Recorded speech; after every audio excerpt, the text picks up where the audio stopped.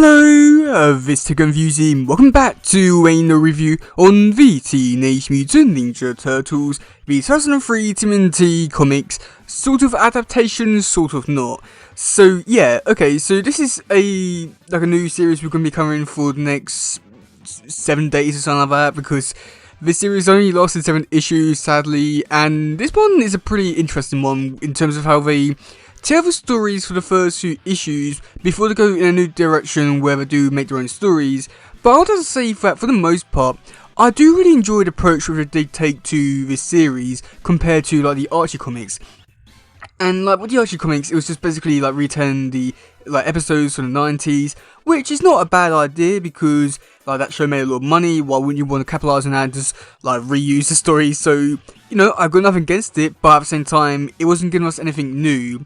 And with this story, while it wasn't necessarily giving us anything new, it was giving us a new like angle to the whole story, which I really did enjoy because it was like really fascinating to see like how like other characters like saw the events that happened in the first episode, which I did find to be like a pretty interesting thing. The only disappointing part about it is that it is somewhat like not canon really with these comics, just because of stuff which like timeline and stuff like that, which is really disappointing. But I wanted to say that if you do want to make this as like a canon kind of thing to like this universe, then it works well enough, but at the same time it's just like come on. But yeah, like I said, I do find it to be pretty interesting, especially when we do look at like the next few issues with how they do like see other characters like seeing the events, such as like April, Baxter and Casey. But in this issue we've got to see it from the events of the cops, which was pretty interesting. The only disappointing part about it is that who cares about these characters? I think that's the biggest problem with this one. So yeah, okay, so yeah, so in the beginning bit we do get to see like the events of how the turtles were created, but from the point of view of how the like 2 gang members, or not gang members, but kids grow up to be like a police officer and a gang member.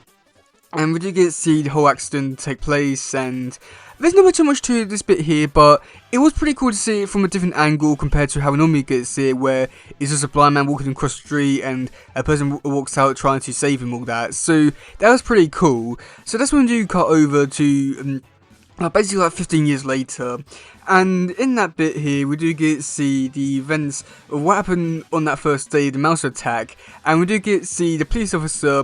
He's trying to stop the mousers, trying to save a dog and all that kind of stuff.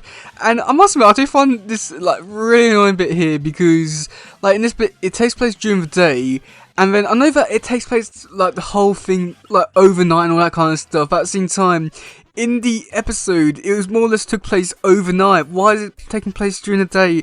That really annoys me. So yeah, so then after that we do get to see like a chase with Turtles chasing down the van, and we do get to see the events of like the Pearl Dragon leader getting his money. That was pretty cool. Like there's a lot of stuff in this bit which I do really enjoy, and I'll say that like especially with this bit here, something which I did criticise the show on quite a bit was how like in the first episode they did have like a bit too much of the Foot Clan, the Pearl Dragons, all in one place, and they didn't really explain it all too much other than just like a throwaway line kind of thing. And I do like how in this issue they do set things up a little bit better with the Foot Clan and also the Pearl Dragon fight, which I do really enjoy, and I do think that it does improve the episode quite a bit. So that's when we do get to see the actual fight between the Pearl Dragons and the Turtles. And again, this is another thing which I did criticise in the show, just because I was quite disappointed by it in the show, because it was just basically Turtles skinning out their weapons and doing some fancy kicks before then they just, you know, cut to a screen where all the Pearl Dragon members were just flying off, and that's pretty much it for the fight. So I'll say that this again was a massive improvement, because we got to see the Turtles actually fight them and actually got to see what went down. It was pretty great and really amazing compared to what happened in the show. And then for like the final bit we do get to see the Pearl Dragon leader. He goes to Rokosaki and he dies. Yeah, not very too much there because it happened in the show. And then for the final last bit we do get to see the 2 police officers. They're talking to each other, and yeah, there's not too much to this bit other than just the young police officer picks up a picture of his friend and be like, yes, things change, god, you know, back in my day we were like close friends, but you know, growing up anyone could be turned bad or something along those kind of lines. And yeah, it didn't really add anything to the story or anything like that, and yeah.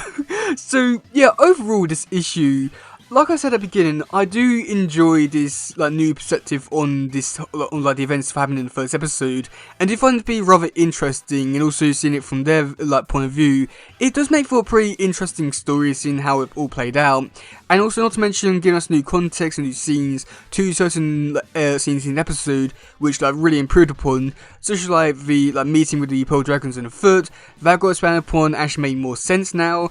And also we did get to see the Pearl Dragons first toes, which I think was really great, compared to the show which was just not really there, but they tried. So I do feel like this whole like comic did do all great things where there was oh god, what I'm trying to say, where they was able to like explain and expand upon stuff which there wasn't able to show in the episode, which I thought was really great. The only downsides to this one is that, like I said at the beginning, this whole comic series is somewhat not canon, somewhat is. It depends on how you view things. And for this issue, I want to say for the most part it is canon, so nothing too wrong there.